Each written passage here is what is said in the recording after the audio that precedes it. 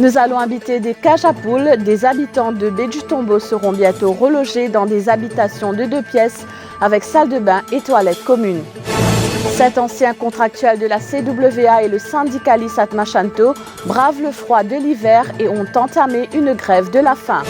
Une femme de 32 ans entre la vie et la mort à l'hôpital Jitu. Elle a été sauvagement agressée hier et retrouvée inconsciente sur la route avec de multiples blessures. Roshi Badin réclame le départ du ministre Sudhir Sissonkar pour la mauvaise gestion du dossier Esamlag. Au Japon, au moins 100 morts après des pluies dévastatrices. Bonsoir. Les squatters de Cité-Toll et de Longère-Blanc à Baie-du-Tombeau sont inquiets. Ils seront bientôt relogés dans des logements temporaires de la NHDC en attendant d'obtenir une maison en béton. Sauf que ces logements temporaires sont des, je cite, casottes-poules. C'est le terme utilisé par les personnes concernées, soit plus de 150 familles. Compte rendu Mima Omia Dari.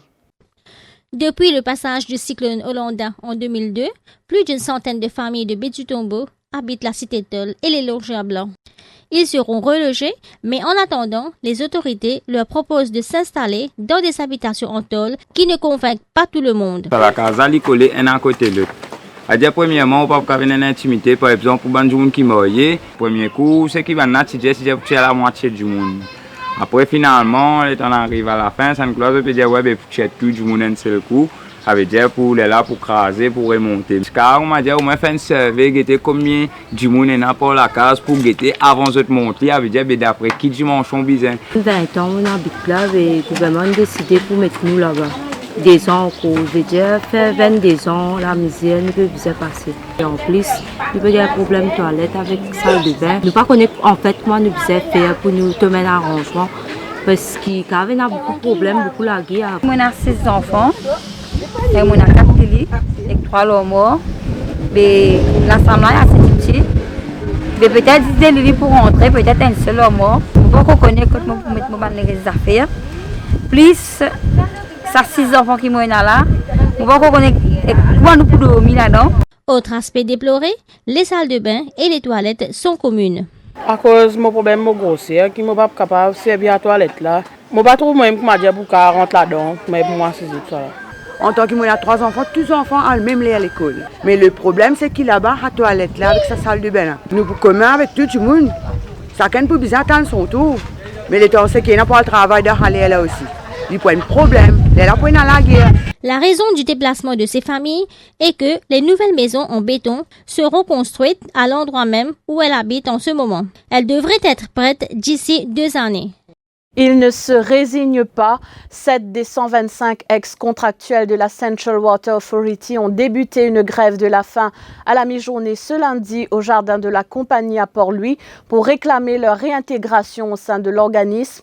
Ils sont soutenus dans leur action par le syndicaliste Atma Shanto. Nous commençons la grève de la faim, premier jour, et c'est la grève de la faim illimitée. Mais pour nous, définitivement, ce qui nous peut attendre, qu'il y ait une décision politique qui est bien prise par le gouvernement MSM-ML. Et pour nous, nous comptons le Premier ministre, et je veux dire Pravin Jagnnath, parce que moi, je suis capable de dire qu'il connaît le dossier bien.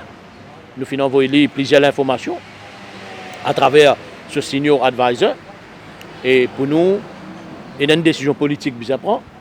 Et cette décision politique bien prendre dans le plus bref délai pour que les camarades travailleurs sont libérés de cette situation qu'ils peuvent vivre de calvaire aujourd'hui. Le rapport préliminaire de l'Eastern and Southern Africa Anti-Money Laundering Group est très damning pour Maurice et pourrait avoir des conséquences désastreuses s'il est validé tel qu'il est. Tels sont les propos de Roshi Badin qui était face à la presse. Ce rapport critique sévèrement le secteur offshore mauricien. La situation est très très grave pour le secteur des services financiers, surtout avec le rapport de Esamlag. Ce n'est pas final, mais toutes les explications qui ont été données par le ministre de tutelle, INCRE, qu'ils ont dit qu'il y a une manfac erronée, etc.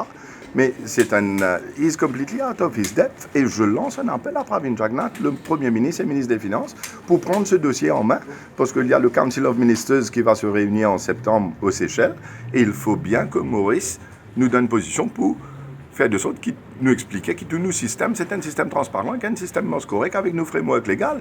Mais le ministre de tutelle, il fait une galimatière extraordinaire qui dit, il peut dire qu'il est semblable au rapport, et n'a fait erroné, qui procédait à pas suivre, etc. Mais le suivi doit être fait par son ministère. Comment on s'est retrouvé dans cette situation? Une habitante de Palma, âgée d'une trentaine d'années, allègue avoir été violée par nul autre que son beau-frère tôt ce matin dans la salle de bain. Cela s'est produit après une fête organisée au domicile de la victime. Le suspect est actuellement recherché par la police de 4 bornes. Il se trouvait, selon les témoignages recueillis, dans un état second au moment des faits. Le flou persiste après l'agression d'une femme de 32 ans hier à Baie-du-Tombeau. La victime a été retrouvée avec plusieurs blessures sur la route. Elle a été admise à l'unité des soins intensifs de l'hôpital Jitu et se trouve actuellement sous respiration artificielle.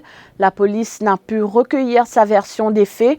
2 hypothèses sont avancées pour l'heure par les enquêteurs. La thèse d'un vol qui aurait mal tourné et la thèse de vengeance. La mesure budgétaire ouvrant nos eaux aux pêcheurs étrangers n'affectera en rien le pays. Au contraire, cela augmentera la vente de poissons et par conséquent occasionnera une baisse des prix. C'est l'assurance donnée par le ministre de l'économie océanique dans un communiqué émis aujourd'hui. Le ministre de tutelle explique que la zone qui sera ouverte aux opérateurs étrangers est sous-exploitée. Une académie des enseignants verra bientôt le jour, c'est ce qu'a annoncé Lila Devi Dukan-Lutchman ce lundi. Ce projet figure dans le plan de réforme de l'éducation et cette académie, a-t-elle indiqué, sera une plateforme pour la formation professionnelle continue des enseignants selon la ministre. Quand on parle d'un changement, on parle de changement d'attitude d'élèves, on change de changement de rôle des professeurs. Alors bien sûr qu'avec toute cette évolution, les professeurs aussi doivent s'équiper pour mieux soutenir les élèves. Et de ce fait, il y a maintenant une importance plus accrue qu'on doit apporter à ce qu'on appelle le continuous professional development, c'est-à-dire la formation continue des enseignants. Nous pensons que c'est la direction dans laquelle nous devons bouger.